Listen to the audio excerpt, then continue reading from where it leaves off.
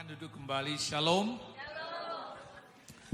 Saudara-saudara, hari ini kita akan membahas tema mengenai keilahian dan ketuhanan Yesus. Untuk mendasari pembahasan kita akan membaca firman Tuhan dari Injil Yohanes pasal 20 ayat 27 sampai dengan 29. Demikian firman Tuhan. Kemudian ia berkata kepada Thomas, "Taruhlah jarimu di sini dan lihatlah tanganku. Ulurkanlah tanganmu dan cucukkan ke dalam lambungku. Dan jangan engkau tidak percaya lagi, melainkan percayalah." Thomas menjawab dia, "Ya Tuhanku dan Allahku." Kata Yesus kepadanya, "Karena engkau telah melihat aku, maka engkau percaya. Berbahagialah mereka yang tidak melihat namun percaya." Amin. Saudara-saudara yang terkasih dalam Tuhan, pembahasan kita adalah keilahian dan ketuhanan Yesus Kristus. Dalam ayat yang tadi kita baca, kita membaca pengakuan Thomas ketika melihat bukti bahwa Yesus disalibkan. Bahkan dia melihat bekas paku pada tangannya, pada lambungnya. Thomas mengakui dia, menyampaikan kredo kepadanya yang bunyinya, "My Lord and my God." Bahasa aslinya adalah ho kurios mau, ke oteos mau. Jadi artinya, ya Tuhanku dan Allahku. Di sini tegas Injil mencatat bahwa Thomas mengakui Yesus sebagai Tuhan, sebagai Allah. Lalu Yesus membenarkan itu. Berbahagialah orang yang percaya sekalipun dia tidak melihat. Saudara-saudara yang terkasih dalam Tuhan, apakah bedanya kata Tuhan dan kata Allah? Nanti kita akan membahas lebih lanjut.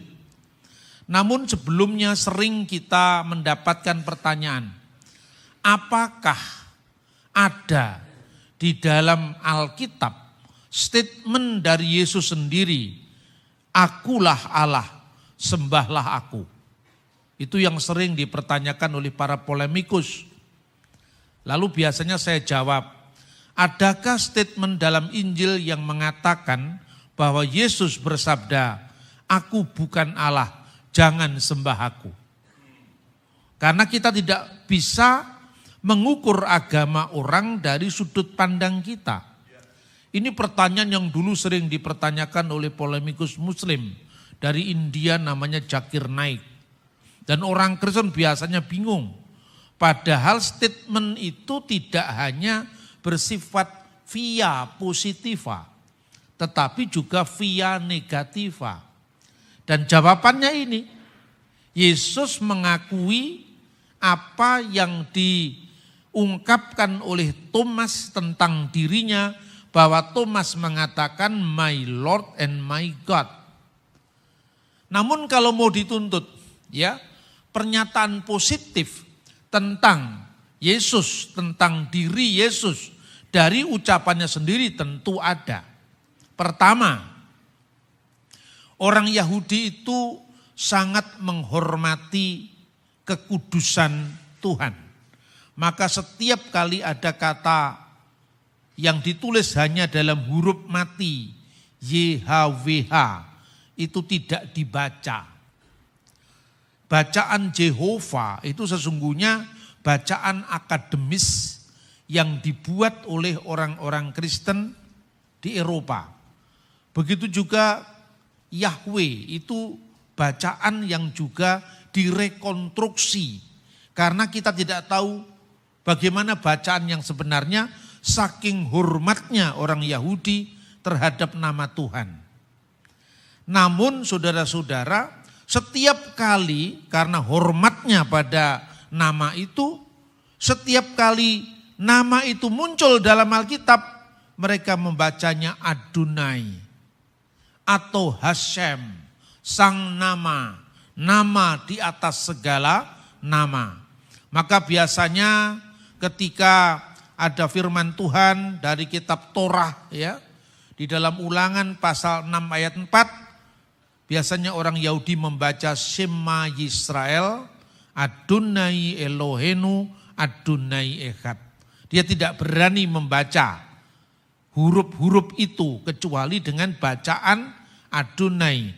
Shema Yisrael, Adonai Elohenu, Adonai Echad. Namun ketika orang Yahudi mendengar kata-kata nama di atas segala nama, mereka langsung tahu bahwa itu nama Tuhan, pencipta langit dan bumi. Bagaimana dengan statement Yesus sendiri? Di dalam Injil Yohanes pasal 8 ayat 58, pada ayat sebelumnya yaitu ayat 56, itu Yesus mengatakan Abraham melihat hariku dan dia akan bersukacita karena dia akan melihatnya. Namun orang Yahudi mereaksinya, umurmu belum sampai 50 tahun. Yang disebut belum sampai 50 tahun itu adalah kemanusiaan Yesus yang datang ke dunia. Namun Yesus sudah ada sebelum Abraham, maka Yesus menjawabnya dengan kata Yesus kepada mereka, sesungguhnya aku berkata kepadamu, sebelum Abraham jadi, aku telah ada. Saudara-saudara, itu saya cantumkan di dalam bahasa aslinya. Pertama, original language of our Lord Jesus Christ, yaitu bahasa Aramaik yang di atas itu. Lalu yang di bawahnya itu bahasa Yunani, di mana di dalam bahasa Aramaik itu amin. Amar analehon, amin. Jadi kata yang diterjemahkan sesungguhnya, kata yang diterjemahkan sesungguhnya itu amin. Dan kata itu selalu mengawali sabda Yesus. Bapak Ibu kalau membaca Alkitab, sesungguhnya aku berkata kepadamu, selalu mengawali sabda Yesus, itu bahasa aslinya amin. Di sini amin 2 kali diulang. Amin lego umin. Prin Abram kinistai ego eimi. Sesungguhnya aku berkata kepadamu, sebelum Abraham jadi, aku telah ada. Tentu di sini bukan keberadaan Yesus yang belum berumur 50 tahun ketika kemanusiaannya turun ke bumi. Tapi yang dimaksudkan aku ada sebelum Abraham, itu adalah aku sebagai firman Allah. Pada mulanya adalah firman dan firman itu sama dengan Allah dan firman itu adalah Allah. Segala sesuatu, langit, bumi, laut dan seisinya ini diciptakan, dijadikan oleh Dia. Maksudnya bukan oleh kemanusiaan Yesus, tetapi oleh Yesus sebagai firman. Berfirmanlah Allah, jadilah terang, maka terang itu jadi. Dan tanpa firman itu tidak ada sesuatu pun yang jadi dari segala yang telah dijadikan. Itulah makna Yesus adalah Allah. Nah, saudara-saudara yang terkasih dalam Tuhan, lalu kealahan ini diungkapkan baik secara eksplisit ketika Yesus mengakui apa yang dikredokan, apa yang diungkapkan oleh imannya Thomas, namun juga secara implisit ketika Yesus mengatakan, amin aku berkata kepadamu. Kalau saudara-saudara membaca Alkitab di dalam bahasa Arab ini, itu diterjemahkan dengan al-haqqo aqulul lakum. Al-haqqo aqulul lakum. Qabla ayyulada Ibrahim anna kainu al-majdu lillah hida iman.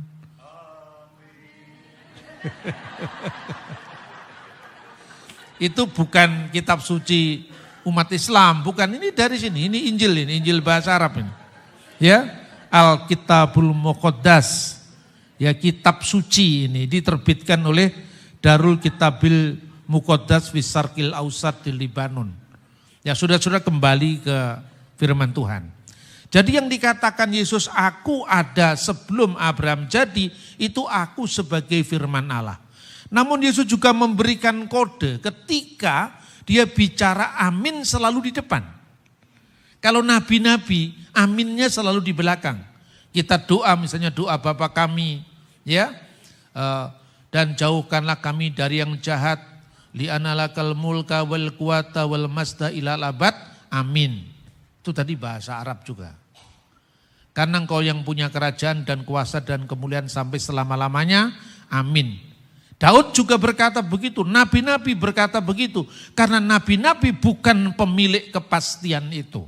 Tetapi Yesus adalah penjawab doa. Dia firman Allah, dia bukan sekedar penerima firman, tetapi dia adalah firman Allah sendiri yang menjadi manusia. Amin. Lalu kata amin, ini sesungguhnya gelar Tuhan sendiri. Wahyu pasal 3 ayat 14. Tuliskanlah kepada malaikat jemaat di Laodikia. Inilah firman dari amin, saksi yang setia dan benar, sumber dari ciptaan Allah. Karena firman Allah itu sumber dari ciptaan Allah. Ciptaan Allah semuanya terjadi karena firman-Nya. Kalau dalam terjemahan baru, tahun 1974 diterjemahkan permulaan ciptaan Allah, itu bukan Yesus diawali oleh waktu. Karena terjemahan ini, terjemahan loh ya, bukan teks asli ya. Teks aslinya sama itu. Hi arketis ketesios tuteu. Kata arke itu artinya bisa permulaan urutan waktu. Misalnya arkeologi, ilmu tentang purbakala. Tetapi juga misalnya ada kata arkangelos, malaikat penghulu. Bukan berarti malaikat itu malaikat permulaan, tidak, tapi penghulu malaikat. Pemimpin gereja ortodok di timur itu namanya patriark. Pater itu artinya bapak. Arki adalah bapa yang mula-mula dihormati. Jadi permulaan ciptaan ini bukan berarti Yesus diciptakan. Permulaan ini artinya permulaan urutan kehormatan. Makanya untuk menghindari saling silang penafsiran yang nantinya dimanfaatkan oleh kaum saksi Yehova, Lembaga Alkitab dalam terjemahan baru edisi 2. Bukan Alkitab diubah-ubah, ini terjemahannya. Terjemahan itu kan bisa berubah. Kitab apapun di muka bumi juga terjemahannya bisa berubah. Maka dalam edisi baru sumber dari ciptaan Allah. Karena apa? Firman itu kan sumber segala sesuatu. Segala sesuatu ada karena apa? Karena firman Allah, maka diterjemahkan sumber dari segala ciptaan Allah. Nah, kata amin itu sesungguhnya gelarnya Allah sendiri. Di mana kita bisa membaca di selanjutnya kitab Nabi Yesaya, ya. Kitab Nabi Yesaya pasal 65. Sehingga orang yang hendak mendapatkan berkat di negeri akan memohon berkat demi Allah yang setia. Bahasa aslinya apa? Belohe amin, be Elohe amin. Demi nama Allah Sang Amin yang setia. Dan orang yang hendak bersumpah di negeri akan bersumpah belohe amin, demi Allah yang setia.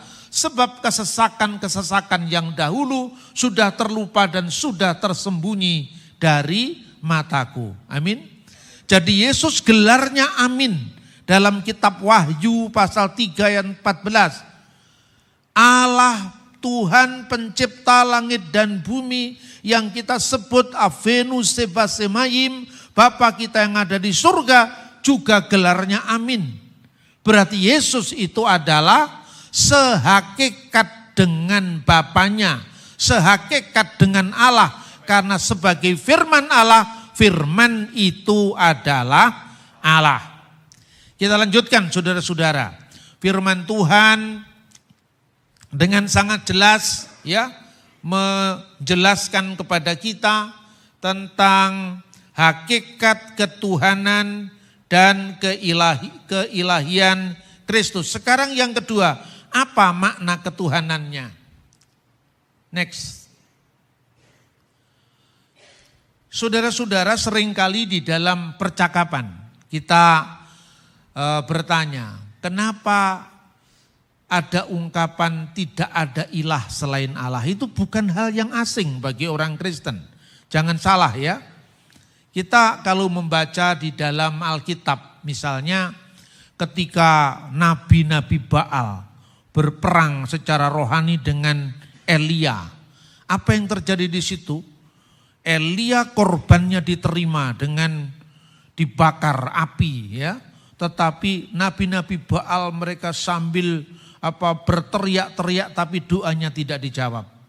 Lalu mereka semua menyaksikan bahwa bunyinya Adonai Huha Elohim. Tuhan adalah Allah. Tuhan adalah Allah. Di sini YHWH, Yod-He-Vav-He itu adalah gelarnya dari Allah. Karena artinya apa? Tidak ada sembahan kecuali satu-satunya sembahan. Makanya di dalam 1 Korintus pasal 8 ayat 4 bahasa Yunani aslinya Audeis Theos Eimiais diterjemahkan dengan la ilaha illallah. Ini ada dalam Alkitab bahasa Arab.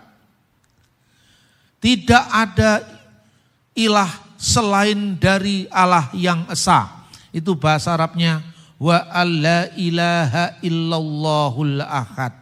Lalu ayat 6 ditegaskan bagi kita hanya ada satu Allah. Ayat 5, meskipun di dunia ini ada banyak yang disebut Elohim, ilah-ilah, namun bagi kita hanya ada satu Allah.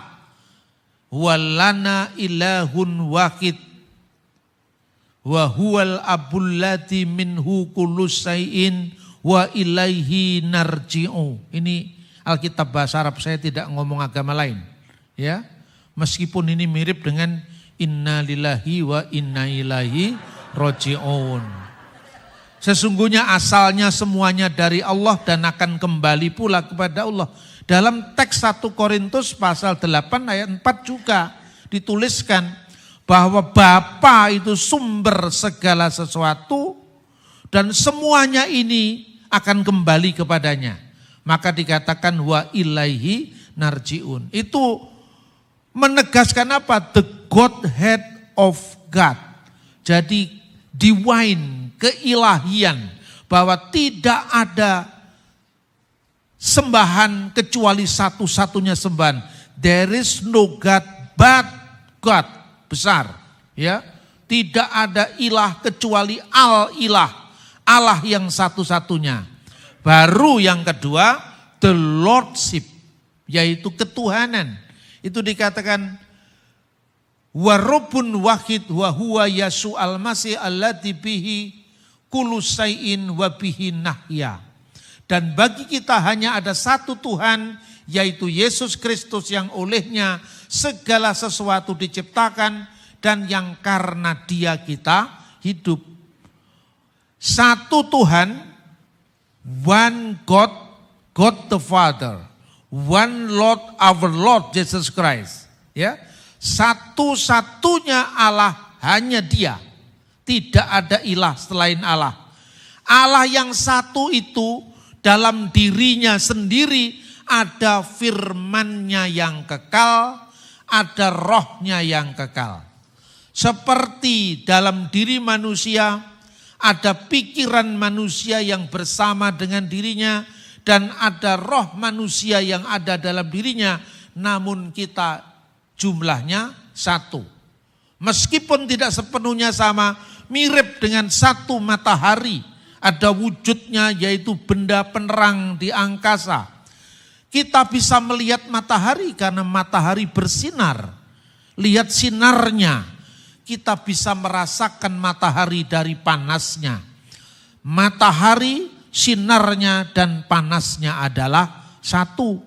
Itulah sebabnya maknanya ya bahwa firman Allah itu ada dalam diri Allah.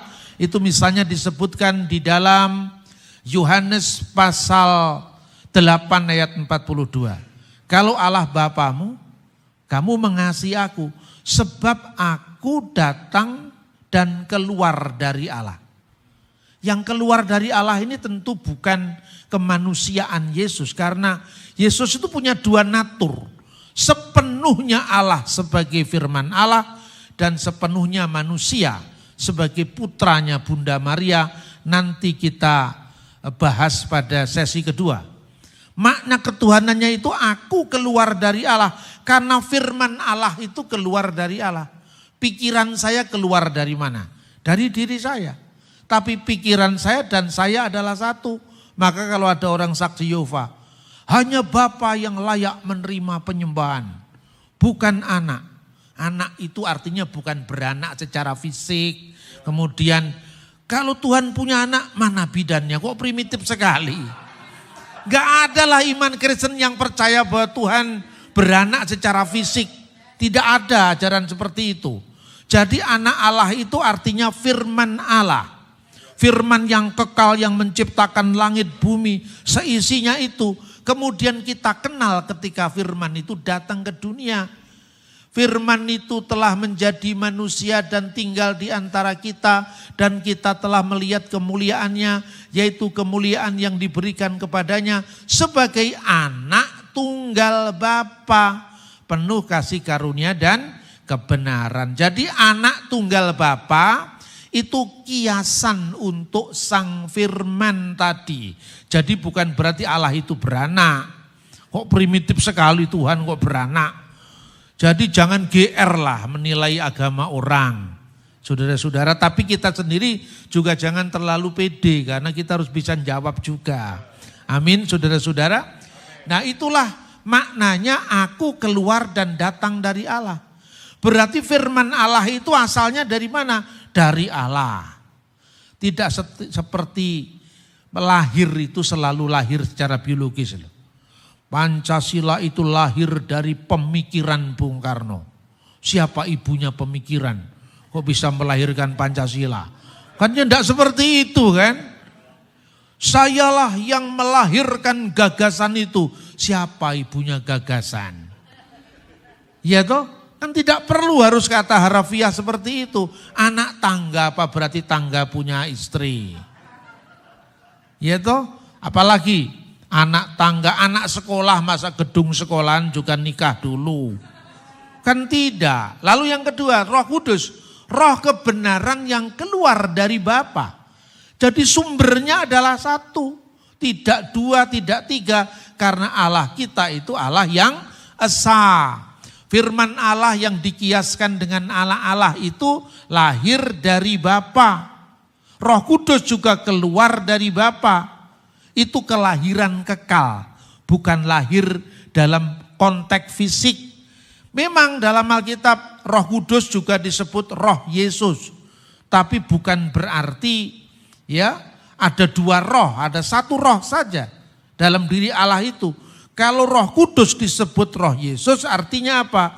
Roh Kudus itu diberikan kepada kita melalui nama Yesus. Yesus Sang Mesias. Aku akan mengutus penolong yang lain. Siapa yang mengutus? Yesus. Makanya Yesus naik ke surga, Roh Kudus turun dalam peristiwa pencurahan Roh Kudus di hari Pentakosta. Nah itu saudara-saudara.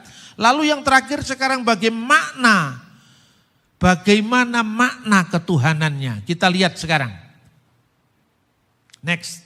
Ya, gelar Tuhan bagi Mesias itu berasal dari kitab Mazmur atau kitab Jabur.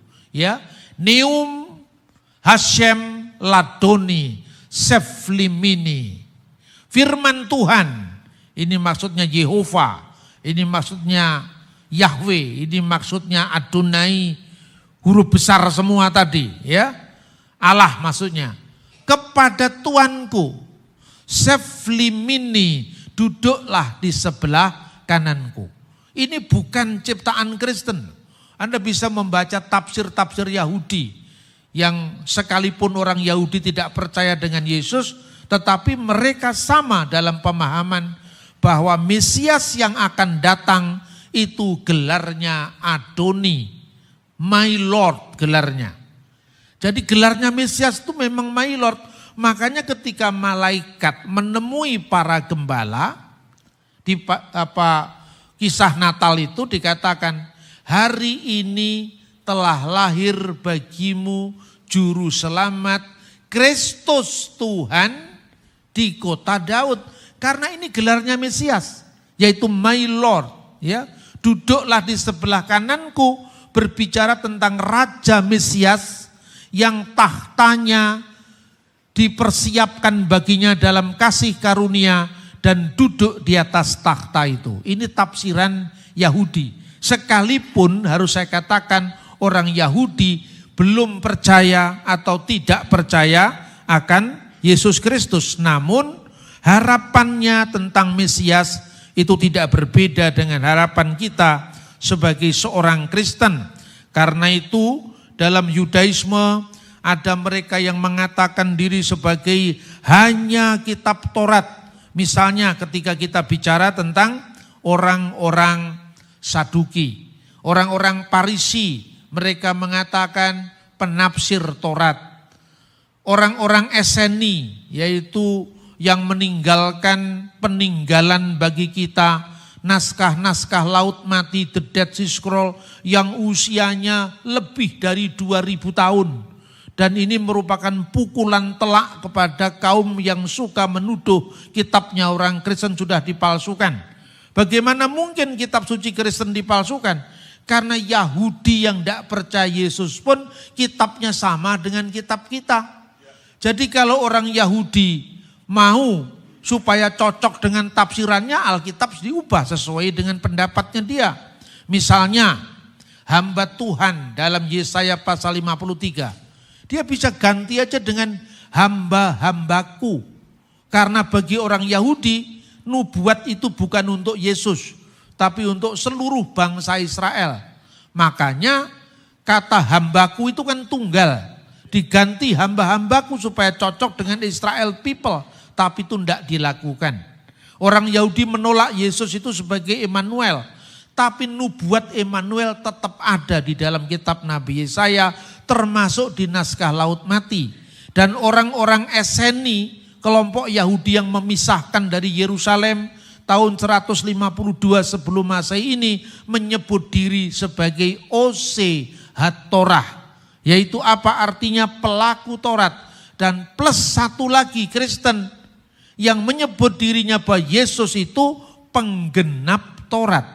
Baik mereka yang percaya Alkitab Perjanjian Lama sudah digenapi, maupun mereka yang masih menunggu penggenapan, satunya umat Allah dalam penantian, satunya umat Allah di dalam penggenapan, tapi kitab sucinya sama. Itulah sebabnya Rabi Mose ben Maimun boleh mengajarkan Taurat kepada orang Kristen, karena Kristen itu satu saudara dalam Taurat, tapi melarang mengajarkan Taurat kepada umat Islam.